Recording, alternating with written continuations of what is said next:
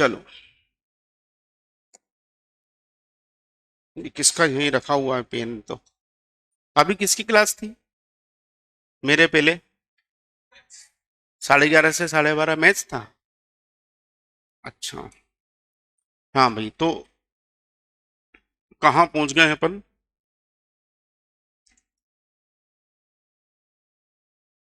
हम्म।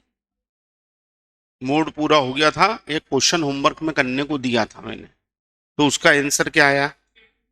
तीनों mean median mode 10 10 10 आ गए होंगे। बोलो हाँ कि ना।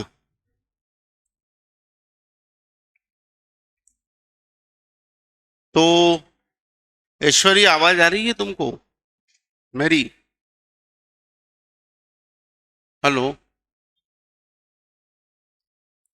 हमने जो क्वेश्चन दिया करने के लिए आपको घर पे, करा आपने, उसमें मीन मीडियन मोड तीनों 10 आ गए। चलिए, उसकी जरा फ्रीक्वेंसी आप मेरे को बताएंगे क्या थी क्वेश्चन की? 5 7 10 7 5। देखो ये थी क्या गुप्ता जी? कौन सी थी? 5 7 10 7 5। अब ये जो फ्रीक्वेंसी लिखी हुई है, इसकी खासियत ये है कि इसमें जिस ऑर्डर में फ्रीक्वेंसी बढ़ी है उसी ऑर्डर में फ्रीक्वेंसी कम हो गई है। ये ऑर्डर में फ्रीक्वेंसी बढ़ी और उसी ऑर्डर में फ्रीक्वेंसी कम हो गई। ये मीन मीडियन मोड बराबर आ गए। ठीक है। तो इस प्रकार के डिस्ट्रीब्यूशन को जिसमें फ्रीक्वेंसी बढ़ेगी, जैसे 5 7 10 7 5, mean median mode exactly centre में आते हैं और इक्वल होते हैं। जैसे आपके डिस्ट्रीब्यूशन में यहाँ पे जो आपको क्लास आ रही होगी, वो 4 to 12, 8 to 12 आ रही है। तो 8 to 12 की सेंटर पोजीशन क्या हो गई? 10। तो मीन मीडियन मोड भी क्या हो गए? 10 हो गए। ठीक। वो मीन मीडियन मोड एग्जैक्टली 10 होते हैं, बराबर होते हैं, वो सेंटर में आते हैं। अगर अभी फ्रीक्वेंसी चेंज कर दी जाए, 4 10 12 10 और 4, ठीक, तो भी आपका आंसर 10 ही आएगा और मीन मीडियन मोड 10 ही आएंगे, क्योंकि डिस्ट्रीब्यूशन सिमेट्रिकल है। अगर अभी फ्रीक्वेंसी 1 5 10 5 और 1 कर दी जाए, तो भी आपका आंसर 10 ही आएगा और मीन मीडियन मोड इक्वल ही आएंगे। तो जब भी डिस्ट्रीब्यूशन सिमेट्रिकल होता है, आपको कोई मीन मीडियन मोड निकालने की जरूरत नहीं है। आपसे बोला कि भाई क्लास इंटरवल 0 से 20 है, 20 से 40 है, 40 से 60 है, 60 से 80 है, और 80 से 100 है, और फ्रीक्वेंसी है 8 10 12 10 8। तो आप मीन क्या बताओगे? 50। मीडियन भी 50, मोड भी 50। ओके। तो इस प्रकार के डिस्ट्रीब्यूशन को हम सिमेट्रिकल डिस्ट्रीब्यूशन बोलते हैं। सिमेट्रिकल क्यों है? जैसा लेफ्ट में है वैसा राइट में, जैसा पे ऊपर है वैसा का वैसे ही। यहाँ 8 है तो यहाँ 8 है, यहाँ 10 है तो यहाँ 10 है। तो ये सिमेट्रिकल हो गया। तो अब सिमेट्रिकल डिस्ट्रीब्यूशन में आपको मीन मीडियन मोड निकालने के लिए कोई बहुत ज्यादा मेहनत करने की जरूरत नहीं पड़ेगी। ठीक। अब आमतौर पर हमको जो डिस्ट्रीब्यूशन दिया जाता है वो सिमेट्रिकल नहीं होता है।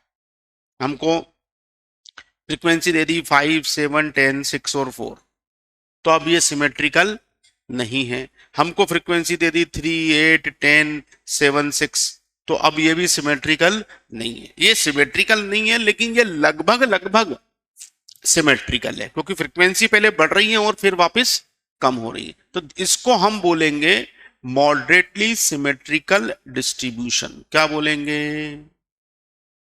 मॉडरेटली सिमेट्रिकल डिस्ट्रीब्यूशन बोलेंगे। इसको बोला जाएगा कि ये एक मॉडरेटली सिमेट्रिकल डिस्ट्रीब्यूशन है। और जब भी डिस्ट्रीब्यूशन मॉडरेटली सिमेट्रिकल होगा, mean median mode exactly equal तो नहीं होंगे, पर वो दोनों लगभग लगभग इक्वल होंगे। They are approximately equal, but they are not exactly equal. तो जब भी डिस्ट्रीब्यूशन मॉडरेटली सिमेट्रिकल होगा, आमतौर पे वही होता है, क्योंकि सिमेट्रिकल दे देंगे तो फिर पूछेंगे क्या? उसमें तो निकालने के लिए कुछ बचता ही नहीं है, है ना। तो जब भी डिस्ट्रीब्यूशन मॉडरेटली सिमेट्रिकल होगा, तो इन्होंने बोला है कि जो मीन मीडियन और मोड है अपने स्टार्टिंग के तीनों एवरेज, इन तीनों एवरेज में एक रिलेशन निकलेगा, और वो रिलेशन निकलेगा mode is equal to 3 median -2 mean, क्या निकलेगा? 3 मीडियन -2 मीन, ये रिलेशन उनके बीच में आएगा और इसको बोलते हैं relation between mean, median and mode. पर ये रिलेशन केवल कब लगेगा, कब अप्लाई करोगे इसको? जब डिस्ट्रीब्यूशन कैसा होगा?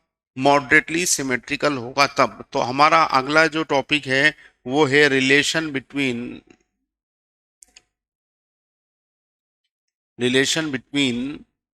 Mean, median and mode. Mean, median और मोड में संबंध, relation between mean, median and mode.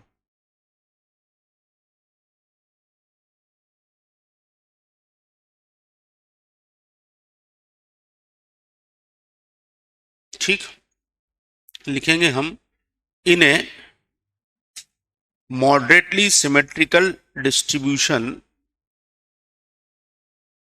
एक मॉडरेटली सिमेट्रिकल डिस्ट्रीब्यूशन में, in a moderately symmetrical distribution mean, median and mode have the following relationship between them. Mean, median और mode के बीच में एक रिलेशनशिप होगी और वो होगी mode is equal to 3 median -2 mean. इसको आप किसी भी तरीके से रीअरेंज करके लिख सकते हो। मीन इधर ले आओ, मोड उधर ले जाओ, मोड इधर ले आओ, मीन इधर ले आओ, जैसा भी आप अरेंजमेंट इसमें करना चाहते हो कर सकते हो। ठीक, so this is mode is equal to 3 median -2 mean. ये रिलेशन होता है। अपने से कई बार रिलेशन पूछ लिया जाता है या कोई दो एवरेज दे देते हैं तो तीसरा निकालने का बोला जाता है। तो कोई भी दो, मीन मीडियन मालूम है तो मोड निकल जाएगा, मोड और मीन मालूम है तो मीडियन निकल जाएगा, कोई भी दो मालूम है तो तीसरा हम इस फॉर्मूले का इस्तेमाल करके निकाल सकते हैं। बोलो हाँ कि ना? चलिए, this is the relation between mean, median and mode, but applicable only in the case of moderately symmetrical distribution. केवल मॉडरेटली सिमेट्रिकल डिस्ट्रीब्यूशन में होता है। ठीक है साहब, चलिए आगे बढ़े। अगला एवरेज अब अपने को पढ़ना है, उसका नाम है हार्मोनिक मीन। क्या नाम है? Harmonic mean. लिखिए, ज्योमेट्रिक मीन आखिरी में पढ़ूंगा, लिखो। Harmonic mean is the reciprocal of the arithmetic mean of the reciprocals of given values।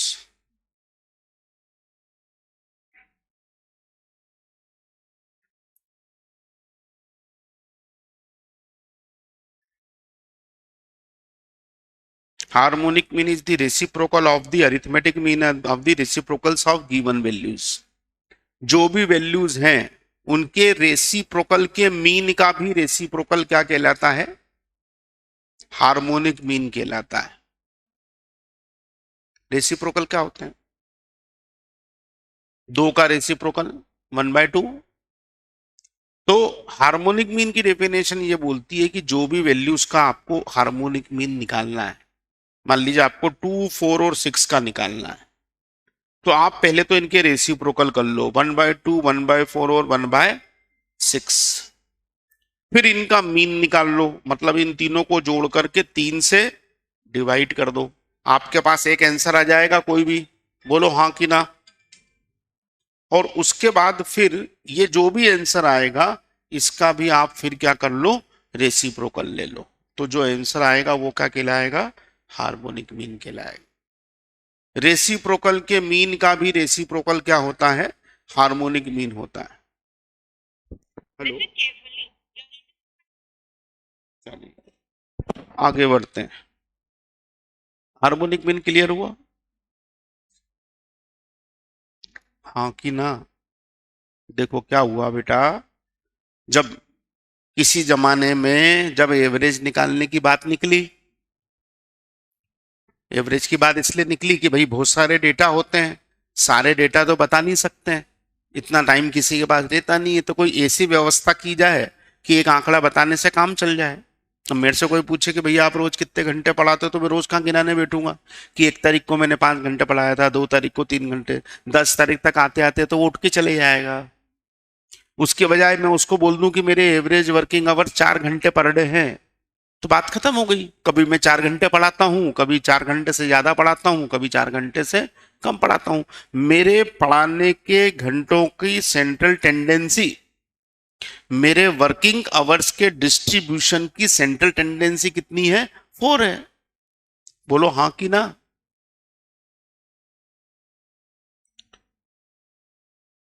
अभी कोई बंदा है, उसने क्या किया, मैं ये 7 दिन काम करता हूँ और मेरे को पैसे कमाता हूँ, कभी 50 रुपए, कभी 10, कभी 70, कभी 80, फिर कभी 70, फिर कभी 100, और कभी 120 रुपए कमा लेता हूँ। ये मेरी इसकी 5-7 दिन की इनकम है।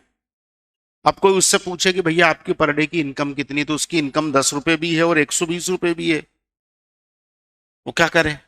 तो ऐसी सिचुएशन में उसको क्या निकालना पड़ेगा, एवरेज निकालना पड़ेगा, सेंट्रल टेंडेंसी निकालनी पड़ेगी। अब वो सेंट्रल टेंडेंसी निकाले कैसे? तो उसने किसी से पूछा कि यार मेरे को सेंट्रल टेंडेंसी निकालनी, क्या करूं? तो उसने उसको सजेशन दे दिया कि भैया तेरे जितने भी दिन की तेरी जो इनकम है, इन सब का तू टोटल लगा ले और उस टोटल को उनके नंबर से डिवाइड कर दे और डिवाइडेड में कर दे, तो क्या निकल जाएगा, मीन निकल जाएगा। क्या निकल जाएगा, मीन। दूसरे ने सजेशन दिया कि यार इतनी मगजमारी मत कर, केवल इनको बढ़ते क्रम में अरेंज कर ले, 10 ले ले, फिर 10 के बाद क्या जाएगा, सीधा 50 आ जाएगा, फिर 70, फिर 70, फिर 80, फिर 100 और फिर 120, और देख ले सेंटर में वैल्यू क्या आ रही है, वो वैल्यू सेंटर में आएगी, वही एवरेज कहलाएगी। उसका नाम रख दिया, मिड में आता है तो मीडियन। बोलो हाँ कि ना? तीसरे बंदे ने सजेशन दिया कुछ भी मगजमारी मत कर, केवल ये देख कौन सी वैल्यू सबसे ज्यादा रिपीट हो रही है। उनने कहा 70 सबसे ज्यादा रिपीट हो रही है, तो 70 एवरेज हो गया, नाम हो गया मोड। चौथे बंदे ने सजेशन दिया कि भैया एक काम कर, अब उसके पास कुछ बचा तो था नहीं, एक ने डिवाइड कर दिया मल्टीप्लाई ऐड करके, किसी ने सब कर लिया, उसने कहा एक काम कर, इन सब का मल्टीप्लाई कर ले और जितनी वैल्यू हो उतनों का मल्टीप्लाई करके टू दी पावर 1/7 कर ले। 1/7 क्यों?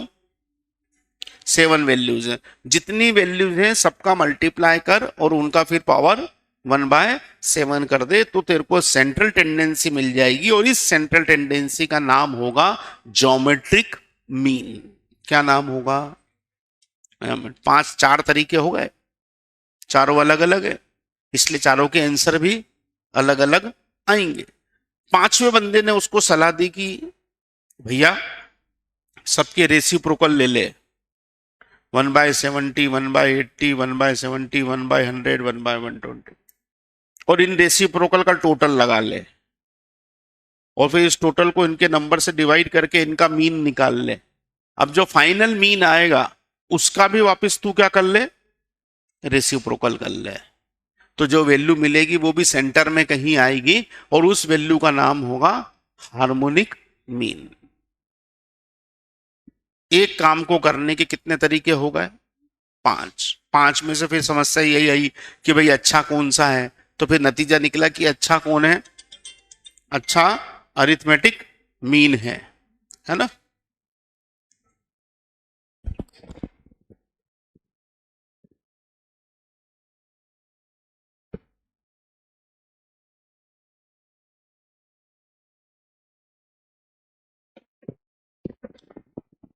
चलो, तो हमने डेफिनेशन लिख दी, harmonic mean is the reciprocal of the arithmetic mean of the reciprocals of given values. Simple सी उसकी डेफिनेशन है। फार्मूले की बात कर लेते हैं।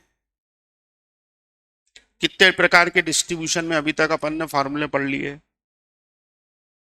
एक तो अपना होता है कौन सा, डिस्क्रीट डिस्ट्रीब्यूशन, ठीक।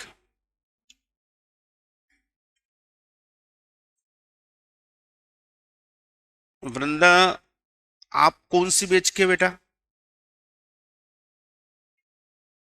सबसे पहली जो बनी थी, आपका ना मतलब रजिस्ट्रेशन उस बेच में है? हाँ, अभी करा नहीं है पर उनने, तो अभी टाइम टेबल मिलता है कि नहीं?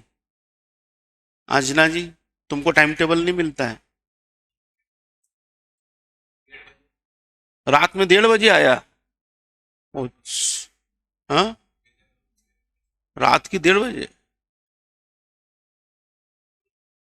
कितनी बजे आता है बेटा?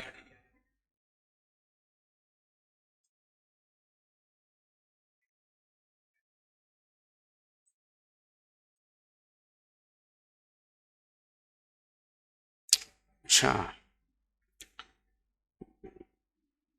अच्छा चलो, आप तो उधर, आप भी उस बेच से इधर शिफ्टेड हो? इसी में ही है 16 अक्टूबर वाली बेच में, 16 अक्टूबर है ना वो, 16 अक्टूबर में। बाकी आप सब लोग तो इसी में ही हो। आपका क्या नाम है? हाँ, कार्तिक। तुमने भी रात को मेरे से शेड्यूल पूछा था शायद ना? कार्तिक मुरजानी। इसमें तुम ज्वाइन दिख रहे हो, लेफ्ट ज्वाइन, इसमें भी कर रखा था क्या? इसमें आ रहा है ना कार्तिक का। बहुत बार तुमने ज्वाइन करा, लेफ्ट करा, ज्वाइन करा, लेफ्ट करा। है? अच्छा अच्छा, ओके। राधेश्वरी का क्या है? इधर ही है, टाइम टेबल के लिए नंबर कर रखा है। तुम्हारे पास भी अब मतलब वो 1:30 बजे तो आया टाइम टेबल। अच्छा। और तुम्हारा ऋतिक, तुम्हारा भी इधर है। तुम्हारा विपुल शाह, तुम्हारा भी इधर ही है। तुम भी पुरानी बेस से शिफ्टेड नहीं हो, सब लोग तुम फ्रेश कैंडिडेट हो ना। 1 2 3 4 5 और 7 लोग। और बाकी के क्या लेट टाइम टेबल की वजह से नहीं आए शायद?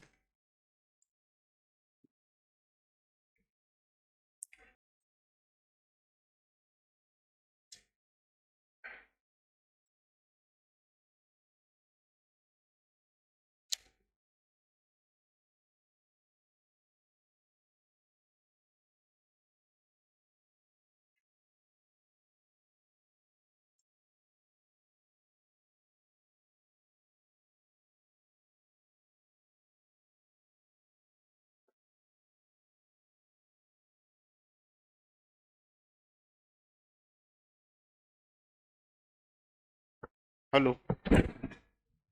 हेलो? हाँ सर। किधर है तू अभी? फैकल्टी रूम में बैठा तू हूँ। 1 मिनट, 104 में आना जरा।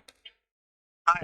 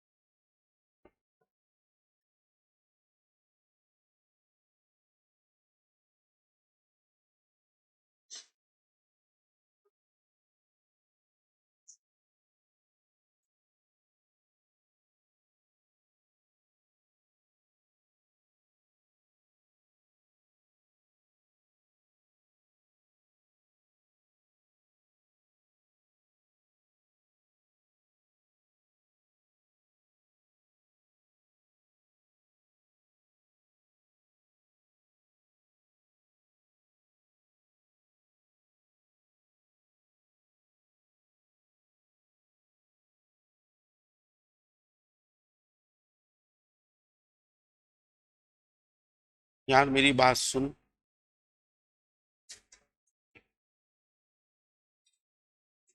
ये कितने 11 बजे, पौने 11 बजे, उनको 1:30 बजे मिला। क्यों कहाँ?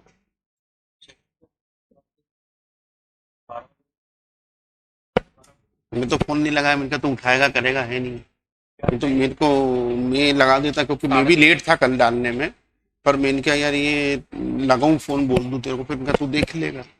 अब मेरे को ये देख इसमें कि अब इनको अभी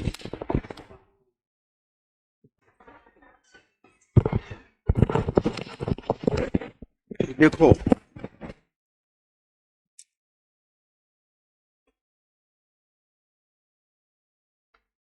आवाज आ रही है? अगर आपको नहीं मिलता है ना शेड्यूल, तो आप 11 बजे तक वेट करो। नहीं हो, क्योंकि क्या होता है, बनाता तो मैं हूँ, लेकिन 365 दिन में से 10, 15, 20, 25 दिन कभी मेरे भी ऐसे होते हैं कि मैं भी कहीं उलझ जाता हूँ। मतलब ऐसा कभी दिमाग से सीख हो जाता है। अब कल भी मैं कहीं किसी पार्टी में था, और एकदम फिर 10:15 बजे मेरे को याद आया कि शेड्यूल बनाना है। तो फिर मैं वो निकला, फिर वहां से कॉपी पेपर अरेंज करा एक, फिर कार में बैठ के बनाया, फिर डाला पौने 11 बजे। और ये भाई क्या है, आपके उम्र का ही बंदा है, थोड़ा बड़ा होगा। तो आपकी उम्र में तो क्या होता है ना कि दिन और रात का मीनिंग खत्म हो गया आज के, है ना। आदमी जब कभी, पहले आदमी रात को सोता था, दिन में जगता था। आजकल उसको दिन और रात से सोने और जगने का कोई संबंध नहीं है। तो कभी भी सोता है, और भगवान जाने नींद भी आ जाती है। मेरे घर में सीन है ना, रात को 3 बजे सोता है मेरा लड़का, और 12, 1 बजे के पहले उठता नहीं। आप ताकत लगा लो दुनिया की, हिलेगा ही नहीं, वो हूं भी नहीं करता है। तो क्या होता है कि अब ऐसे ये भी हैं, ये सो गए कल दिन, शाम को ही सो गए होंगे। अब ये सो गए तो इनकी नींद लग गई। अब ये उठे होंगे 1:30 बजे, तो इनको 1:30 बजे दिखाओ, अगर शेड्यूल डालना है तो इन्हें 1:30 बजे करो। अब दिक्कत क्या है कि आप लोग सब वो ब्रॉडकास्ट पे हो, आप लोगों का व्हाट्सएप ग्रुप नहीं है। व्हाट्सएप ग्रुप होगा तो मैं इमीडिएटली, जैसे बाकी की बेचेस में डालता हूँ, आपको भी उसी समय हाथों हाथ में बनाऊं और डाल दूं, तो लफड़ा ही खत्म हो जाए। तो अभी मैंने उनको व्हाट्सएप ग्रुप बनाने का बोल दिया है। इसको वृंदा को मालूम है, पुराने ग्रुप में तू ऐड होगी ना, तो उसमें आ जाता है शेड्यूल, ये भी ऐड होगा। नहीं है तो अभी इधर बना देंगे तो उसमें आएगा। और इन केस कभी नहीं आए तो मेरा नंबर सबके पास है। मेरे को इसने भी कल मैसेज किया तो मैंने इसको तुरंत फॉरवर्ड किया। कार्तिक ने भी किया सर शेड्यूल, तो मैंने इसको भी तुरंत, तो आप लोग मेरे को मैसेज डाल दो, तो मैं आपको उसी समय फॉरवर्ड कर दूंगा। तो आपको इसके भरोसे नहीं रहना पड़ेगा। और अगर ग्रुप बन जाता है तो बहुत ही अच्छी बात है, ग्रुप बन जाएगा तो लफड़ा ही खत्म हो जाएगा। ठीक है। क्या है कि अब मैं उसके अभी बोल दूं तो उसको अभी फोकट दिन खराब हो जाएगा उसका, इतनी डांट पड़ेगी उसको, 1:30 बजे डाला है इसने तो इसलिए जो है अपन आगे से ऐसी व्यवस्था रखो कि नहीं आए। तो मैं तो देखते ही हूँ रात को 10, 11, 12 बजे तक, क्योंकि कहीं किसी में अल्टरेशन रहता है, कोई शेड्यूल में कुछ चेंज रहता है, किसी बेच में कोई दूसरी चीजें डालनी रहती है, तो मेरा तो चालू ही रहता है सिस्टम, है ना। तो इसलिए जो है मेरे को आप मैसेज कर दो, मेरा नंबर सबके पास है।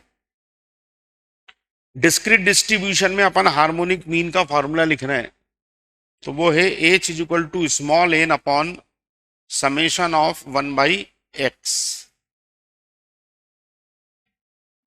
N upon summation of 1/x, ये हार्मोनिक मीन का फॉर्मूला है। दूसरे नंबर पे आता है डिस्क्रीट फ्रीक्वेंसी डिस्ट्रीब्यूशन में।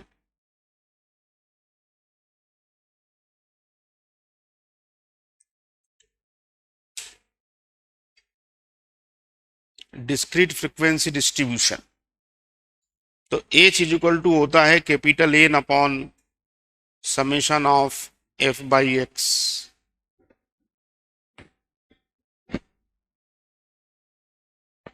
Discrete frequency distribution h is equal to capital N upon summation of f/x। तीसरे नंबर पे आता है कंटिन्यूस फ्रीक्वेंसी डिस्ट्रीब्यूशन वाला मामला, तो h is equal to capital N upon summation of f by X होता है, वेयर x का मतलब होता है mid values of the class, class interval की मिड वैल्यूज। ठीक,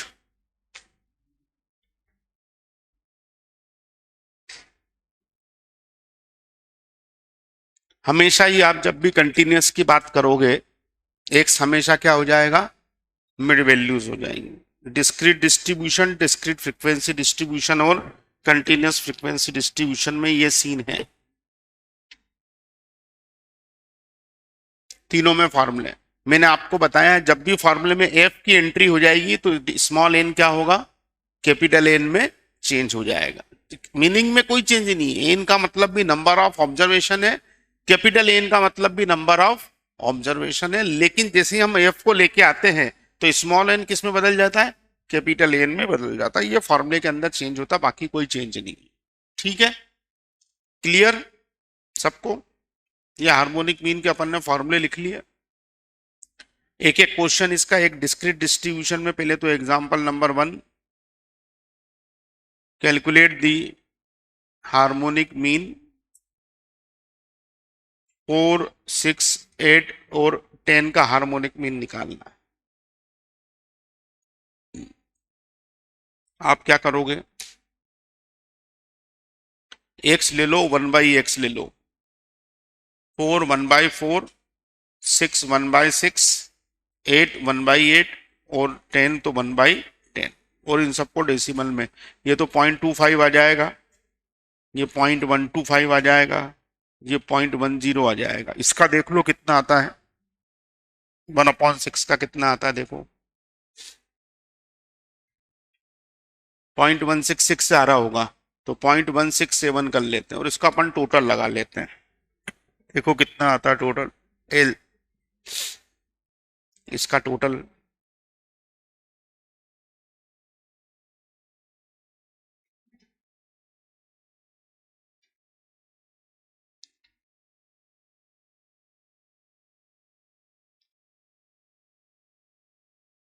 हाँ 0.642, 0 पॉइंट कितना है 642, तो हार्मोनिक मीन कितना हो जाएगा, small N upon summation of 1/x, यानी कि 4 अपॉन 0.642 से डिवाइड कर देते हैं तो देखते हैं आंसर कितना आता है, 4 अपॉन 0.642। कैलकुलेटर किसी के पास है कि नहीं, डिवाइड करो।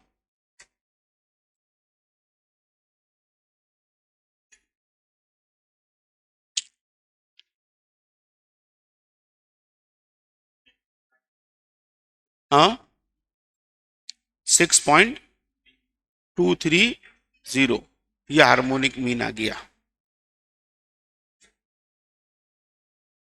करना आएगा कि नहीं आएगा, करना आएगा कि नहीं?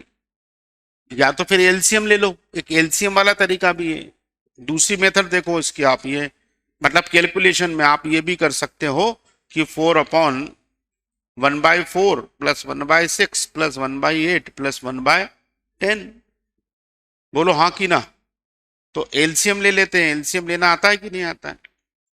एलसीएम बताओ क्या आएगा इसका, 240 कि 120 भी आ जाएगा, 120। और 120 को 4 से डिवाइड किया तो कितना आएगा, 30, 30 आ जाएगा ऊपर। 6 से डिवाइड किया तो कितना आ जाएगा, 20 ऊपर आ जाएगा 20। 8 से डिवाइड किया तो कितना हो जाएगा, 15 ऊपर आ जाएगा 15। 10 से करा तो 12, तो ये ऊपर चले जाएगा 120, ऊपर जाके 480 हो जाएगा। 50, 50 और 65, 65 और 75 और नीचे 77 आ जाएगा। देख लो आंसर कितना आता है, 480 इज डिवाइडेड बाई 77, 6.23, सेम वही आ रहा है, 6.23, 6.23। मतलब फार्मूला चेंज नहीं हुआ है, फार्मूला वही है, सिर्फ कैलकुलेशन करने का तरीका दो ही जगह चेंज होगी। आप चाहो तो डेसिमल बदल के कर लो, आप चाहो तो उसको इस तरीके से सॉल्व कर लो। बोलो हाँ कि ना।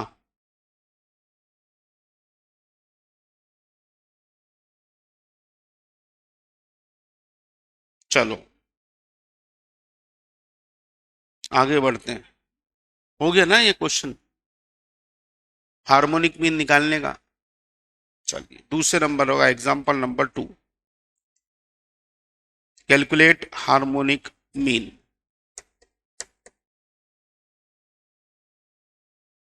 एक्स एफ 2 3 4 5 और 6, 4 6 8 5 और 3। तो एफ बाई एक्स कर लेते हैं। 18 18 और 8 26।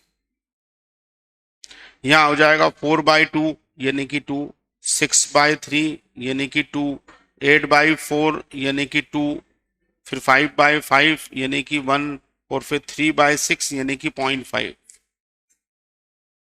तो ये हो जाएगा आपका 7.5। फॉर्मूले में एफ बाई एक्स लगने वाला है ना अपने को। एच की वैल्यू हो जाएगी आपकी capital N upon summation of F by x.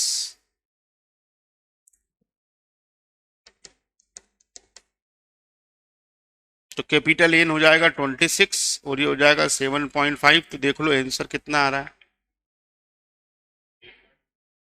हाँ 3.46।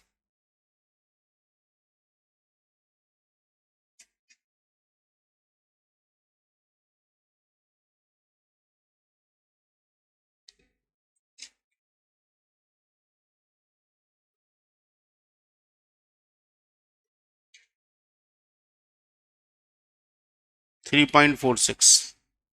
ओके। हार्मोनिक मीन कौन से डिस्ट्रीब्यूशन में आ गया भाई? डिस्क्रीट फ्रीक्वेंसी में आ गया। चलो डिस्क्रीट फ्रीक्वेंसी के बाद आ जाते हैं कंटिन्यूअस फ्रीक्वेंसी के अंदर। Calculate harmonic mean class frequency 0 to 4, 4 to 8, 8 to 12, 12 to 16 and 16 to 20। Frequency दे रखी है इसकी 2, 6, 10, 14, 18। क्या करना पड़ेगा सबसे पहले यहाँ पर अपने को? इस डिस्ट्रीब्यूशन में सबसे पहले क्या करना पड़ेगा? एक मिड वैल्यू निकालनी। मिड वैल्यू हो जाएगी 2, 6, 10, 14 और 18। फिर एफ बाई एक्स कर लेते हैं। 2/2 1, 6/6 1, 10/10 1, 14/14 1। और ये मिड वैल्यू फ्रीक्वेंसी मैंने 18 दे रखी, क्या इसको 9 कर लेना है? एक मिनट है, एक मिनट रुकना, इसमें थोड़ा सा चेंज है, ऐसा डिस्ट्रीब्यूशन होता नहीं है। इसको 7 और 9 कर देता हूँ, तो ये 0.5 हो जाएगी, ये भी 0.5 हो जाएगी। ऐसी लगातार फ्रीक्वेंसी बढ़ती नहीं है। एफ बाई एक्स का टोटल कितना हो जाएगा? 4 हो जाएगा। इसका टोटल कितना हो जाएगा? 18 7 25, 34 हो जाएगा। तो एच हो जाएगा आपका capital N upon summation of F by X means 34/4 मतलब 8.5।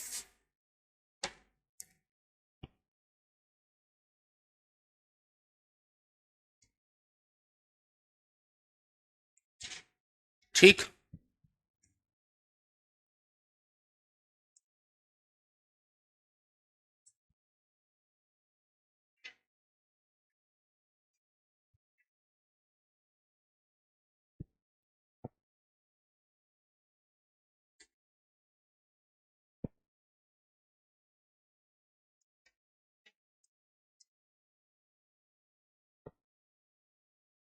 चलिए तीनों प्रकार के डिस्ट्रीब्यूशन में हार्मोनिक मीन निकालने में कोई समस्या? ज्यादातर तो डिस्क्रीट का ही क्वेश्चन पूछा जाता है। ऐसा डायरेक्ट अगर पूछना होता तो डिस्क्रीट में 8-10 वैल्यू दे देते हैं, 4-5 वैल्यू दे देते हैं, बोलते हैं हार्मोनिक मीन निकाल दो। ठीक। अब हार्मोनिक मीन के क्वेश्चन सीधे सीधे नहीं आते। हार्मोनिक मीन के लिए अपन एक रिमार्क लिख लेते हैं, remarks about harmonic mean. Number one, harmonic mean is a clearly defined average. Harmonic mean एक क्लियरली डिफाइंड एवरेज है. Harmonic mean is a clearly defined average and it is based on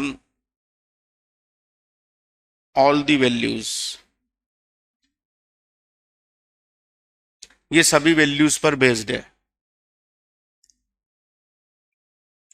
दूसरी बात, harmonic mean is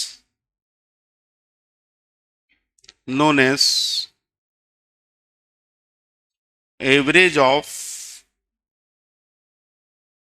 rates and ratios. Harmonic mean को rate और ratio का average बोला जाता है. तीसरा, it is used for the calculation of average. It is used for the calculation of average if the data are given in rate. इसका उपयोग हम तब करते हैं जब डेटा हमको रेट में, दर में दिए गए होते हैं. Data are given in rate. For example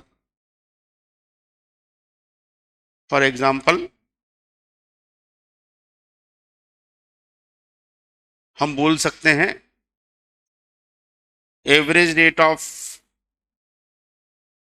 average price given in rupees per KG और एवरेज स्पीड गिवन इन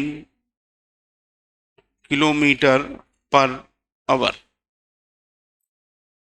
हार्मोनिक मीन का इस्तेमाल जो है वो एवरेज रेट निकालने के लिए किया जाता है. जैसे कि एवरेज प्राइस निकालनी हो या एवरेज स्पीड निकालनी हो. अब आप देखेंगे प्राइस मतलब रेट मतलब भाव. सब्जी वाले क्या जाएंगे तो सब्जी वाला अपने को प्राइस नहीं बताता, भाव बताता है. आलू क्या भाव है तो 40 रुपए किलो, टमाटर का भाव है तो 80 रुपए किलो, गोभी कितने का है तो 30 रुपए का नग है ना, बताता है ना भाव. तो वो बताएगा. दूध वाले के जाएंगे तो बताएगा 40 रुपए लीटर दूध है, 600 रुपए किलो घी है, 200 रुपए किलो दही है. पर केजी पर लीटर में जब भी आपको डेटा दिए जाएंगे, रुपीस पर केजी, रुपीस पर लीटर, रुपीस पर मीटर, कपड़ा लेने जाओगे तो पर मीटर बताएगा. तो वो आपको एवरेज निकालने के लिए हार्मोनिक मीन का इस्तेमाल करना पड़ेगा. ऐसे एवरेज स्पीड निकालनी हो, स्पीड हमेशा किलोमीटर पर आवर में लिखी जाती है. बोलो हाँ कि ना. प्रति घंटा क्या स्पीड है, एवरेज अपन बोलते हैं ना, तो किलोमीटर पर आवर होता है. तो जब भी आपको एवरेज स्पीड निकालनी हो या एवरेज प्राइस निकालनी हो और वो रेट में दे रखी हो, तो आप कौन से एवरेज का इस्तेमाल करेंगे, हार्मोनिक मीन का इस्तेमाल करेंगे. हमें एग्जाम में अगर हार्मोनिक मीन के न्यूमेरिकल 7 न्यूमेरिकल आए होंगे तो 4 न्यूमेरिकल स्पीड वाले क्वेश्चन आए. कौन से? स्पीड दे देते हैं, 2-3 स्पीड दे देते हैं और बोले एवरेज स्पीड निकालो. तो आपको एवरेज स्पीड निकालने के लिए क्या करना पड़ेगा, हार्मोनिक मीन निकालना पड़ेगा. मतलब वो केवल ये देखना चाहते हैं कि स्पीड वाले क्वेश्चन में एवरेज निकालने के लिए हार्मोनिक मीन का इस्तेमाल होगा. ये आपको मालूम है कि नहीं मालूम है, इतना आपको ज्ञान है या नहीं है, उनका जानने का मकसद ये होता है. तो वो आमतौर पर स्पीड वाला सवाल फंसा देते हैं और जिनको मालूम नहीं होता वो वहां पे भी मीन निकाल के आ जाते हैं, जबकि मीन सही आंसर नहीं है. सही आंसर कौन है, हार्मोनिक मीन. ठीक है साहब, क्वेश्चन लिखते हैं अपन हार्मोनिक मीन का. एक, a person travels from city A to city B. A person travels from city A to city B with a speed of 40 kilometer per hour. एक व्यक्ति सिटी ए से सिटी बी की ओर 40 kilometre प्रति घंटे की चाल से चलता है। A person travels from city A to city B with a speed of 40 kilometer per hour and return back with a speed of 60 kilometer per hour।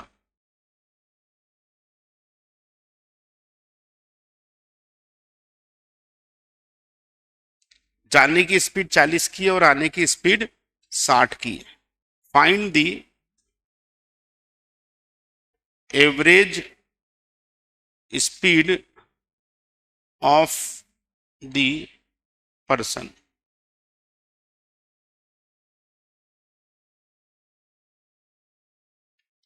व्यक्ति की एवरेज स्पीड क्या होगी? चलिए साहब, क्या करें, क्या करना चाहिए अपने को? हार्मोनिक मीन निकालना चाहिए किसका?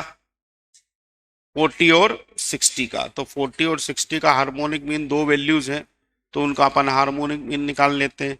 तो 2 तो ऊपर आ जाएगा, नीचे 1/40 प्लस 1/60 आ जाएगा। एक स्पीड 40 है, एक स्पीड 60 है, 60। तो अपन एलसीएम ले लेते हैं, नीचे 120 आ जाता है एलसीएम, तो इधर आ जाएगा 3, इधर आ जाएगा 2, तो ये हो जाएगा 240/5। तो आंसर आ जाएगा 48 किलोमीटर पर आवर।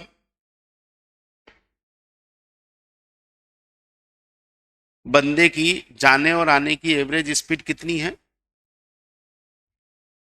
जाने और आने की एवरेज स्पीड कितनी है? 48 किलोमीटर। अब अगर मीन निकाल दोगे 40 और 60 का, तो आंसर 50 आ जाएगा।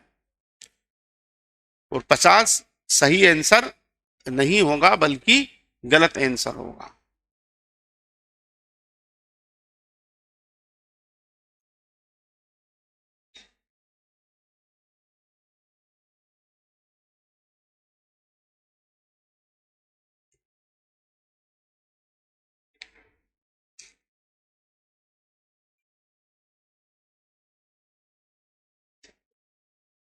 ठीक है, चलिए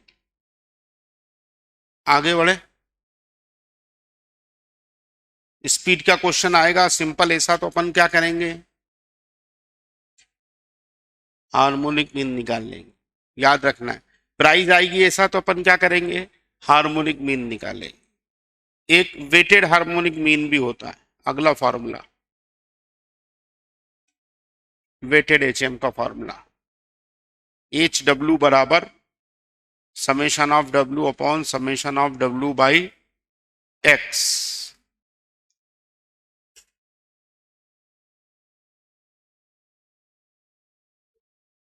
ठीक, अब यहां वेट आ गया है साथ में। अब इसको कब लगाना है? जब हमको प्राइस के साथ क्वांटिटी भी दे दें। प्राइस के साथ क्वांटिटी, भैया उस बंदे ने 40 रुपए दर्जन के हिसाब से 5 दर्जन केले खरीदे, तो 40 रुपए दर्जन तो प्राइस हो गई और 5 दर्जन क्वांटिटी हो गई। और दूसरी दुकान से उसने 60 रुपए दर्जन के हिसाब से 10 दर्जन केले खरीदे, तो इधर 60 रुपए प्राइस हो गई और 10 दर्जन क्वांटिटी हो गई। तो क्वांटिटी को अपन डब्ल्यू मान लेंगे और प्राइस को अपन एक्स मान लेंगे और एवरेज प्राइस निकाल लेंगे। समझ में आया क्या?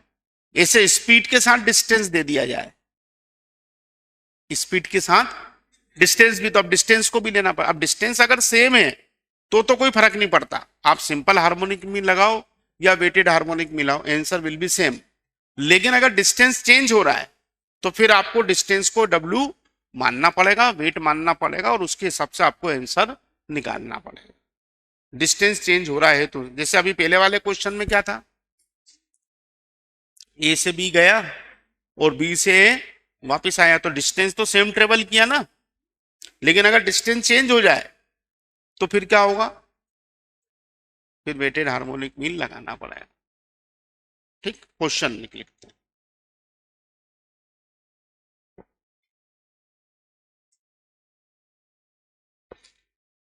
ए person travels from city A to city B with a speed of 40 km/h. Then from city B to city C with a speed of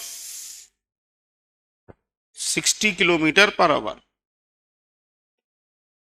शहर ए से शहर बी जाता है वो 40 km/h से, फिर शहर बी से शहर सी की ओर आता है 60 km/h से, and then return from city C to city A with a speed of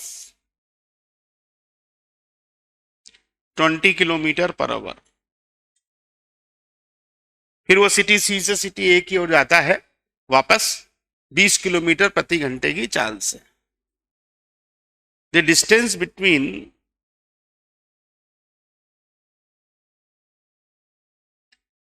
A to B is 80 kilometre, B to C is 30 kilometer and C to A is 100 kilometer. A से B का distance 80 kilometre का है, B से C का distance 30 kilometre का है, and C से A का डिस्टेंस वापस कितना है 100 किलोमीटर का है. फाइंड द एवरेज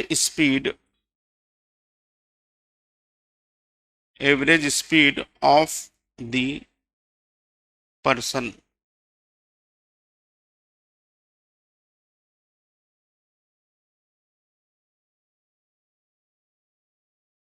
चलिए साहब,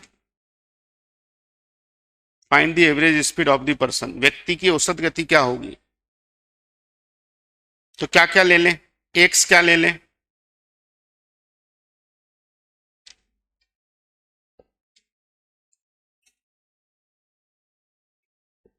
स्पीड ले लें एक्स की, डिस्टेंस ले लें एक्स. स्पीड एक्स ले लें और डिस्टेंस क्या ले लें? डब्ल्यू ले लें. तो लिखो एक्स और डब्ल्यू, कॉलम बना लो उसका.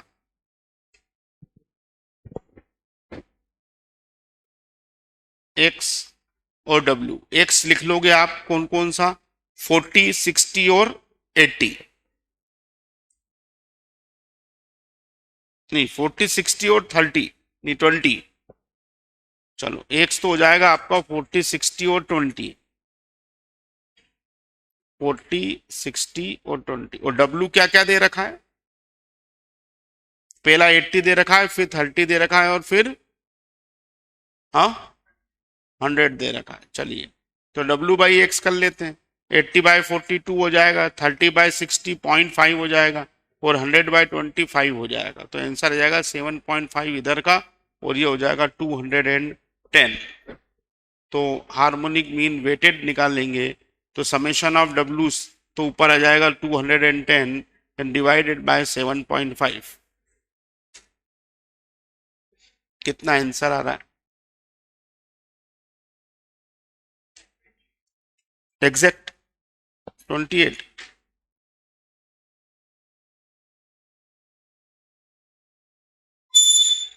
कितना? 28 km/h स्पीड आ जाएगी बंदे की.